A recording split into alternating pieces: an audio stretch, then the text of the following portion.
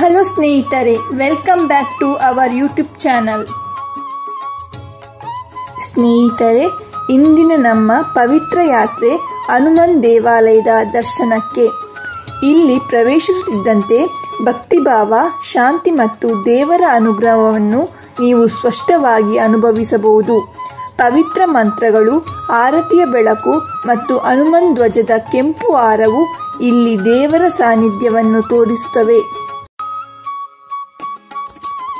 ರಾಮಬಂಟ ಹನುಮಂತನಿಗೆ ಎಳ್ಳೆಣ್ಣೆ ಅಭಿಷೇಕ ಮಾಡುವ ಪದ್ಧತಿ ಇದೆ. ಆದರೆ ಈ ಹನುಮಂತನಿಗೆ ಸಿಯಾಳ ಅಭಿಷೇಕ ನಡೆಸಿ ಪೂಜಿಸಲಾಗುತ್ತದೆ. ಇಲ್ಲಿಗೆ ಬರೋ ಭಕ್ತರ ಕೈಯಲ್ಲಿ ಹಾರ ತುರಾಯಿ ಬದಲು ಸಿಯಾಳವಿರುತ್ತದೆ. ಹಾಗಾದರೆ ಈ ಅಪರೂಪದ ಕ್ಷೇತ್ರ ಯಾವುದು ಅಂತೀರಾ? ಹೇಳ್ತೀನಿ, ಈ ವಿಡಿಯೋ ಸ್ಕಿಪ್ ಮಾಡದೆ ಪೂರ್ತಿ ನೋಡಿ. ಇಲ್ಲಿಯ ಹನುಮಂತ ಬೊಂಡಪ್ರಿಯ ಎಂದೇ ಪ್ರಸಿದ್ಧಿ ಪಡೆದಿದ್ದಾನೆ. ಹೀಗಾಗಿ ಕ್ಷೇತ್ರಕ್ಕೆ ಸಿಯಾಳ ಹಿಡಿದುಕೊಂಡೇ ಭಕ್ತರು ಆಗಮಿಸುತ್ತಾರೆ.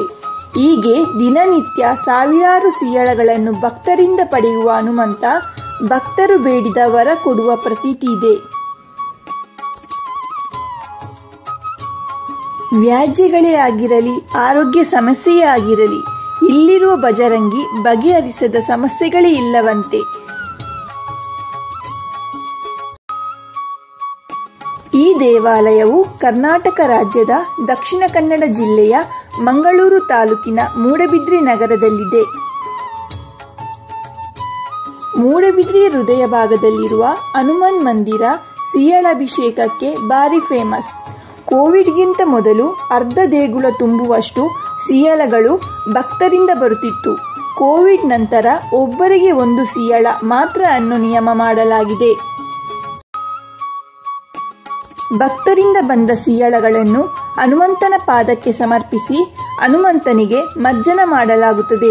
ತಮ್ಮ ಸಮಸ್ಯೆಗಳನ್ನು ಹನುಮಂತನ ಎದುರಿಟ್ಟು ಪರಿಹಾರಗಳನ್ನು ಕಂಡುಕೊಳ್ಳುತ್ತಾರೆ.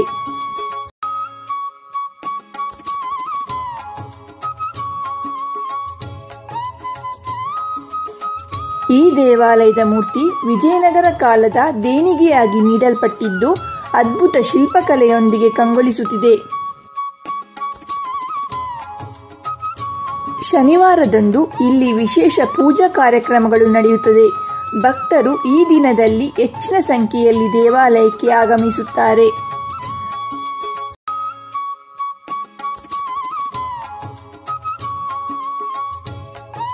ಶ್ರೀ ಹನುಮನ್ ದೇವಸ್ಥಾನವು ಸಾಮಾನ್ಯವಾಗಿ ಪ್ರತಿದಿನ ಬೆಳಿಗ್ಗೆ 7ರಿಂದ ಮಧ್ಯಾಹ್ನ 2:30ರವರೆಗೆ ಮತ್ತು ಸಂಜೆ 6ರಿಂದ ರಾತ್ರಿ 8:30ರವರೆಗೆ ತೆರೆದಿರುತ್ತದೆ. ಹೀಗೆ ಮೂಡಬಿದ್ರೆಯ ಹನುಮನ್ ದೇಗುಲವು ಸಿಯಾಳಾಭಿಷೇಕದಿಂದ ಗಮನ ಸೆಳೆಯುತ್ತಾನೆ. ಮೂಡಬಿದ್ರೆ ಕಡೆ ಪ್ರವಾಸ ಬಂದ್ರೆ ಈ ದೇಗುಲಕ್ಕೂ ಭೇಟಿ ನೀಡಿ ಆಂಜನೇಯನನ್ನು ಕಣ್ತುಂಬಿಕೊಳ್ಳಬಹುದಾಗಿದೆ. ಈ ದಿವ್ಯ ದರ್ಶನ ನಿಮ್ಮ ಮನಸ್ಸಿಗೆ ಶಾಂತಿ ತಂದುಕೊಟ್ಟಿದೆ ಎಂದು ನಂಬಿಕೆ. ಮೂಡಬಿದ್ರೆಯ ಶ್ರೀ ಹನುಮನ್ ದೇವರ ಅನುಗ್ರಹದಿಂದ ನಿಮ್ಮ ಜೀವನದಲ್ಲಿ ಧೈರ್ಯ, ಶಕ್ತಿ ಮತ್ತು ಯಶಸ್ಸು ಹೆಚ್ಚಾಗಲಿ. ನಿಮ್ಮ ಮನಸ್ಸಿನಲ್ಲಿ ಭಕ್ತಿ ಸದಾ ಪ್ರಜ್ವಲಿಸಲಿ.